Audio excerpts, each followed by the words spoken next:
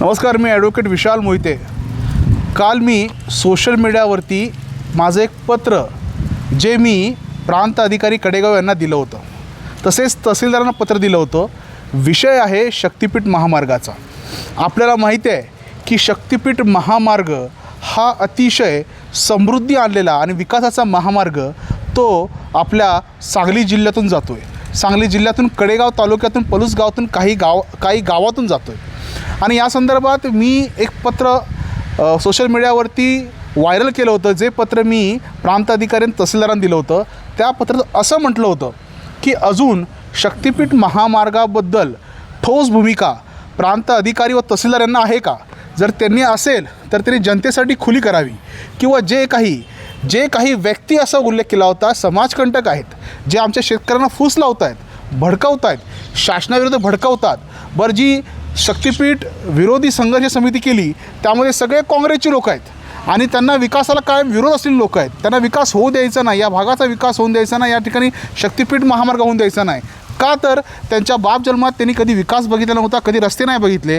आणि हे सरकार रस्ते करतं आहे, मोठमोठे मार्ग करतं आहे, नॅशनल हायवे करतो आहे, म्हणून त्याला विरोध करायचा. कारण की त्याला माहीत आहे ह्या सरकारने चांगलं काम केली, लोक फास्ट वेगाने जायला लागली तर हे सरकार वारंवार निवडून येईल. बरं, ते सरकार वारंवार निवडून येऊ नये म्हणून हा सगळा प्रपंच आणि हा सगळा घाट त्यांनी या ठिकाणी घातला आहे. म्हणून काहीतरी अफवा पसरवल्या, शेतकऱ्यांना एकत्र केलं, एक ती संघर्ष समिती जी आहे शक्तिपीठ विरोधी, त्याचा एक कार्यक्रम केला. कुठला तो रील स्टार साबळे पाटील जो कायम सरकारला आणि प्रगतीला शिव्या घालतो त्याला घेऊन आले. रोहित पवार जो खासदार त्या नगरचा, त्याचा इथं काही संबंध नाही, जो आग लावायची कामं करतो. अगदी तुम्ही बघत असाल अजित पवारच्या त्या मृत्यूचंही राजकारण केलं. त्या माणसाला आमच्या सांगली जिल्ह्यात आणून त्या शक्तिपीठ महामार्गावर बोलावला, त्याचा काही संबंध नाही, त्याचा मतदारसंघ कोसो दूर. परत या ठिकाणचे सगळे काँग्रेस नेते या संदर्भात एकवटले. जयंत पाटील असतील, विश्वजित कदम असतील, रोहित पाटील असतील, यांना काही देणं घेणं नाही या विकासाचं. त्यांना एवढंच माहिती आहे की शेतकरी आपल्या टाचाखाली राहायला पाहिजे, शेतकरी डेव्हलपमेंट नाही झालं पाहिजे. रस्ता झाला की शेतकऱ्यांचा माल सुसाट वेगाने जाईल ना, गोव्याला जाईल, नागपूरला जाईल, मुंबईला जाईल. पण त्यांना हे होऊन द्यायचं नाही. शेतकऱ्यांना गरीब राखण्याचं षडयंत्र केलं. आज हे ओरडत आहेत शक्तिपीठ एवढं नुकसान करतो, तेवढं नुकसान करतो आहे. आज आम्ही स्वतः प्रांत अधिकाऱ्यांना भेटलो. आज तारीख आहे 8 मे 2026.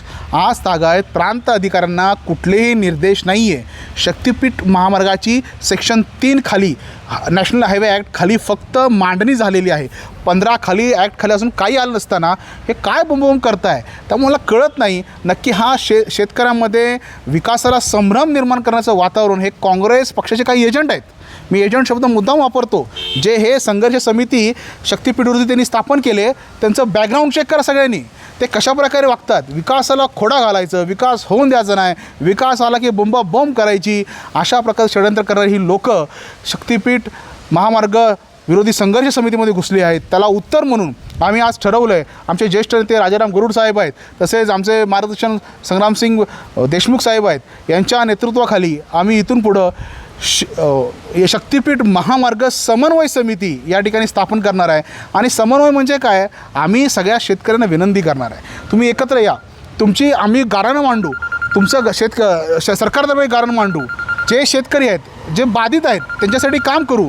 पण सरसकट विकासाला विरोध नाही. आपण सरसकट विकासाला विरोध केला नाही पाहिजे. विकास हा गरजेचा आहे, पण या ठिकाणी काही लोक सरसकट विरोध करत आहेत. काही कारण नाही, रस्ता होऊन द्यायचा नाही, सरसकट विरोध हा नाही. आजही माळशिरस असेल, सोलापूर असेल, या बऱ्याच भागामध्ये या शक्तिपीठ महामार्गाचा समर्थन देणाऱ्या समित्या स्थापन झालेत.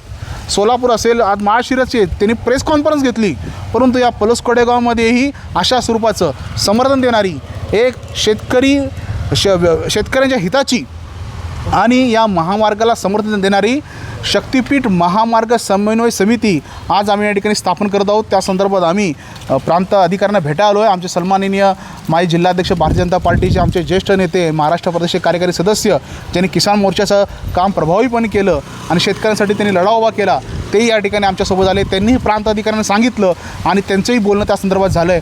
आज आम्ही सरकारच्या बाजूने भक्कम उभे आहोत. आम्ही शेतकऱ्याची पोरं आहोत, आम्हाला आमच्याही जमिनी प्यारे आहेत. पण जमिनी सरकार कशासाठी घेतं आहे? विकास हा मुख्य उद्देश आहे. आणि या काँग्रेस सरकारचं एक धोरण आहे षडयंत्र आहे म्हणून त्यांनी काही तरुण पोरं पुढं केली, काही मुलं पुढं केली तोंडाला आणि संघर्ष समिती, संघर्ष झाला पाहिजे, डोकी फुटली पाहिजेत, नंदीग्रामसारखं झालं पाहिजे, या रस्त्याची वाट लागली पाहिजे आणि त्याने काय होतं माहीत आहे का, त्या रस्त्याचा खर्च वाढतो आणि परत हेच म्हणणार प्रोजेक्टची कॉस्ट कशी वाढली. अशा स्वरूपात आम्ही आज प्रांत अधिकाऱ्यांना निवेदन दिलं आहे.